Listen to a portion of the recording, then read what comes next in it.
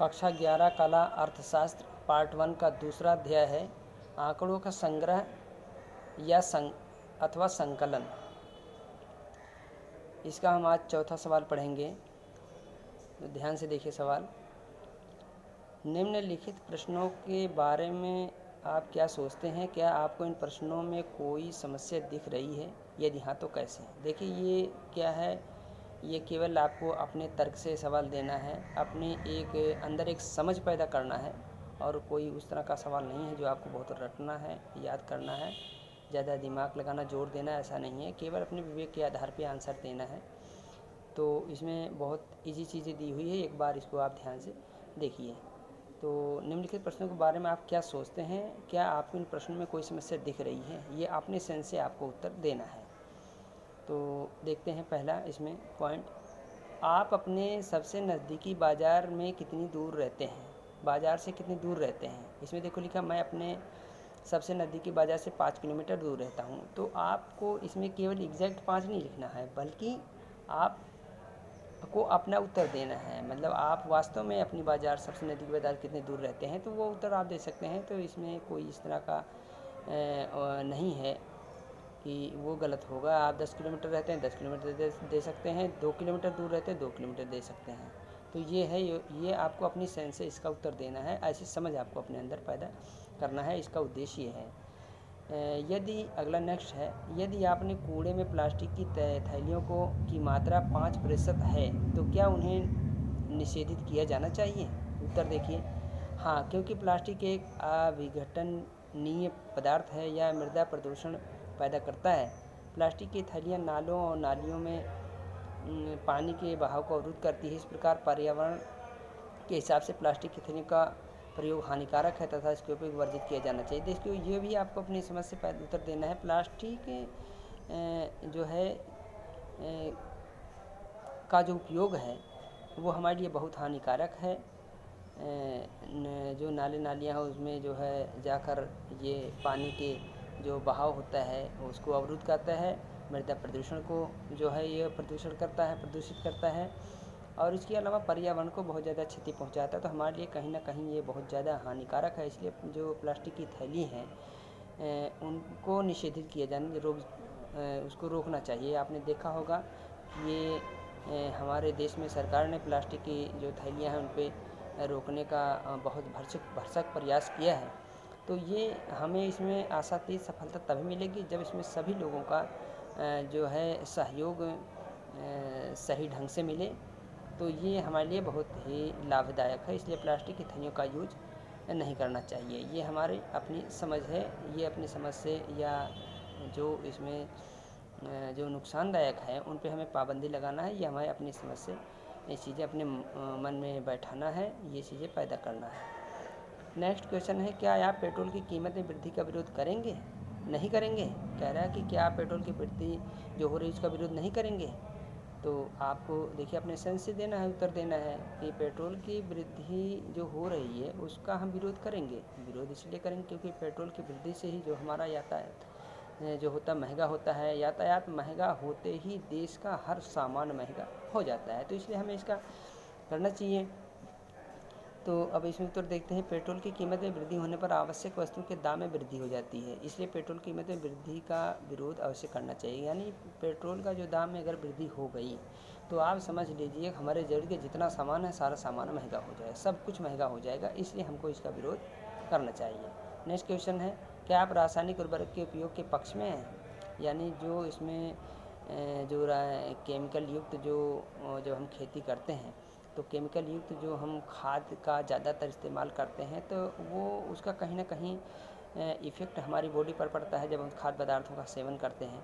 तो इसलिए क्या है, हम रासायनिक जो उर्वरक है उसका इस्तेमाल हमको नहीं करना चाहिए। ज़्यादातर हमको हरी खाद का इस्तेमाल करना चाहिए। तो ये इस तरह का हमारा ये जो आंसर है, देखिए वो रासायनिक उर्वरक के उपयोग से हम फसल ही उत्पादन मात्रा तो बढ़ा सकते हैं, परंतु इनसे उर्वरकों का प्रयोग सीमित मात्रा में करना चाहिए। इनके अधिक प्रयोग से मृदा तथा जल प्रदूषण होता है, तो वो कहीं ना कहीं हमारे लिए हानिकारक हो जाता है। तो इसलिए हमको रासायनिक उर्वरक का इस्तेमाल कम करना चाहिए।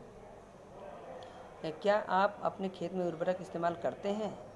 हाँ, परंतु सीमित मात्रा में। आप इसका आंसर दे सकते हैं हाँ, उर्वरक का इस्तेमाल करते हैं, क्योंकि आज के समय में जो है अधिक उत्पादन के लिए इसका जो उपयोग है वो जो है निश्चित रूप से किया जाएगा। लेकिन ये है कि उसको क्या है, हम उर्वरक का इस्तेमाल कम कर सकते हैं, सीमित मात्रा में कर सकते हैं। मतलब करते हैं, ऐसा नहीं कि हम नहीं करते हैं, करते हैं, लेकिन उसको हम क्या करते हैं, सीमित मात्रा में अगर कर दें तो वो जो है हमें फ़ायदेमंद होगा। अपने खेत में प्रति हेक्टेयर कितनी उपज होती है? लगभग 40 क्विंटल। तो आप अपने अपना खुद जो है आंसर देना है कि आपके यहाँ वास्तव में अपने खेत में आपके कितने जो उत्पादन होता है 40 क्विंटल होता है तो 40, 20 होता है तो 20, 15 होता है तो 15, 10 होता है 10। जिसकी जितनी खेती जैसे जितना उत्पादन होता है उतना आप आंसर दे सकते हैं। इसमें कोई ऐसा नहीं कि सॉलिड यही जो है उत्तर देना है, ऐसी बात नहीं है। नेक्स्ट क्वेश्चन देखते हैं, 5वां नंबर।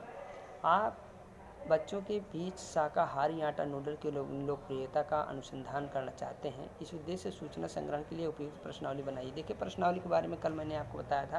प्रश्नावली के माध्यम से एक जो सूची होती है उस सूची को भरा जाता है, यानी उत्तरदाता से जब हम सवाल क्वेश्चन करते हैं वो आंसर देता है जो उत्तरदाता, तो हम उस प्रश्नावली के माध्यम से क्या करते हैं, जो हमारी अनुसूची होती है उसमें उस आंसर भर लेते हैं। तो एक प्रश्नावली का एग्जाम्पल लेते हैं। देखिए कैसे प्रश्नावली होती है और किस तरह के सवाल पूछे जाते हैं। तो ऐसा मतलब विभिन्न जो क्षेत्र हैं उनमें प्रश्नावली का उपयोग किया जा सकता है। तो आइए देखते हैं उत्तर प्रश्नावली। क्या आप शाकाहारी आटा नूडल का प्रयोग करते हैं? ये प्रश्नावली होती है। तो इसमें अब ये नूडल के उपयोग के बारे में प्रश्नावली बनाई हुई है, तो इसमें आपको उत्तर देना है, क्या आप शाकाहारी आटा नूडल का प्रयोग करते हैं? इस तरह का सवाल होता है प्रश्नावली में। दूसरा है, क्या आपको इसका स्वाद दूसरे खाद्य पदार्थों की तुलना से अधिक प्रिय है? तो ये जो उत्तरदाता है, जब उत्तरदाता आंसर देगा तो इसी क्वेश्चन के आगे उसमें हम हाँ, नहीं या जो भी उत्तर होगा देंगे, लेकिन इसमें नहीं देना है, क्योंकि ये तो प्रश्नावली है। प्रश्नावली का मतलब यह है कि इस प्रश्नावली में किस तरह के सवाल पूछे जाते हैं वो हमको दिखाना है। तो ये नूडल का हो गया, ऐसे जनगणना का हो गया, ऐसे शिक्षा का हो गया, ऐसे चाहे कोई क्षेत्र कोई भी हो, तो प्रश्नावली इसी तरह से बनाई जाती है। जो जैसा जैसा क्षेत्र होता है, जैसा विषय होता है, उसी विषय से संबंधित सवाल पूछे जाते हैं। तो ये क्योंकि नूडल के प्रयोग पर यह है, तो इसलिए नूडल से संबंधित सवाल है। तो नेक्स्ट इसमें है, आप दिन में कब और कितनी बार इसको खाते हैं? तो इसका भी आंसर दिया जाता है, ये नूडल संबंधित है। क्या आपको इसकी कीमत उचित लगती है? फिर नेक्स्ट है, एक दिन में आप इस पर कितने रुपए व्यय करते हैं? ये भी एक क्वेश्चन इसमें प्रश्नावली में है। क्या आप इसे घर पर ही तैयार करते हैं या फिर बाज़ार से ख़रीदते हैं? नेक्स्ट है, आप इसे क्यों पसंद करते हैं? फिर नेक्स्ट है, क्या यह आपकी सेहत के लिए उपयुक्त है? फिर लास्ट में है, क्या आप इसके स्थान पर कुछ और लेना पसंद करेंगे? तो ये देखिए प्रश्नावली है। अगर नूडल जो है शाकाहारी आटा नूडल की लोकप्रियता का अनुसंधान करना चाहते हैं, यानी शाकाहारी जो आटा नूडल है वो हमारे लिए उपयोगी है या नहीं उपयोगी है, इसका अगर हम रिसर्च करें जाके, जो ग्रामीण क्षेत्र हैं या परिवारों से अगर हम इसका अनुसंधान करें, जैसे 100 परिवार हैं, 100 में से हमने 25, 30, 40, 50 परिवार को चुन लिया, उनमें जाकर अगर इस तरह के सवाल हम पूछते हैं तो आपको उसमें मिलेगा, आपको ये मिलेगा कि जो लोग आंसर दे रहे हैं तो उनमें कितने लोग ऐसे हैं जो इसका इस्तेमाल करना चाहते हैं, जो इसकी उपयोगिता को जानते हैं, और कितने लोग ऐसे हैं जो इसकी उपयोगिता को नहीं जानते हैं। तो हमको ये क्या मिल जाएगा, हमको एक जो है ये एक कलेक्शन आंकड़ा हो जाएगा। तो उस आंकड़े से हम क्या करेंगे, निष्कर्ष निकालेंगे कि वास्तव में इस चीज़ को लोग पसंद कर रहे हैं, या इसकी समस्या, इससे जो समस्या उत्पन्न हुई उसके बारे में जानते हैं या नहीं जानते हैं। तो हम क्या करेंगे, हमको एक डाटा मिल जाएगा, उस डाटे से हम क्या करेंगे, निष्कर्ष निकालेंगे। तो ये होती है प्रश्नावली। ऐसे ही प्रश्नावली आप जैसे हम जनगणना करने जाते हैं, जनगणना अगर डोर टू डोर करते हैं तो जनगणना संबंधित है, उसमें शिक्षा से संबंधित, हमें पशुपालन से संबंधित, व्यापार से संबंधित, तो ऐसे चाहे कोई भी हो विषय, चाहे कोई भी हो, हर विषय से संबंधित हम इतने ही सवाल जो प्रश्नावली से संबंधित होते हैं उसमें उनका सवाल जो है पूछते हैं, और पूछने के बाद जो आंसर आता है तो आंसर से हम क्या करते हैं, उसका एक निष्कर्ष निकालते हैं। हम जो है उसमें हम जो है वो हमारे लिए आगामी जो हमारी कोई योजना होती है तो उस योजना में काम आता है, और वो परियोजना उसके लिए योजना या उसका समाधान ढूंढा जाता है। तो या फिर उसको जागरूक करने के लिए कार्यक्रम चलाए जाते हैं। तो ये चीज़ होता है प्रश्नावली में। प्रश्नावली का मतलब बहुत सारे प्रश्न होते हैं, उन प्रश्नों का विषय से संबंधित सवाल किया जाता है और उसको जो है वो उसका उत्तरदाता से आंसर लेकर हम उस पर एक जो है निष्कर्ष निकालते हैं और एक जो है आगामी योजना तय करते हैं। तो ये एक बहुत अच्छा है प्रश्नावली जो विधि है आंकड़ा एकत्र करने की। तो ये पीछे मैंने बताया था, तो मैं समझ रहा हूँ शायद आपको इसमें समझ में आ गया होगा।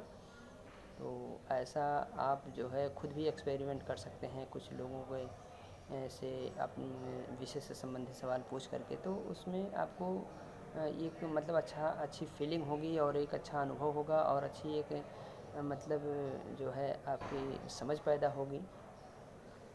तो ये आज के इतने सवाल थे इसमें।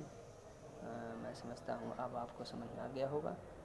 तो आज की वीडियो में बस इतना ही। नेक्स्ट वीडियो आपको बताया जाएगा।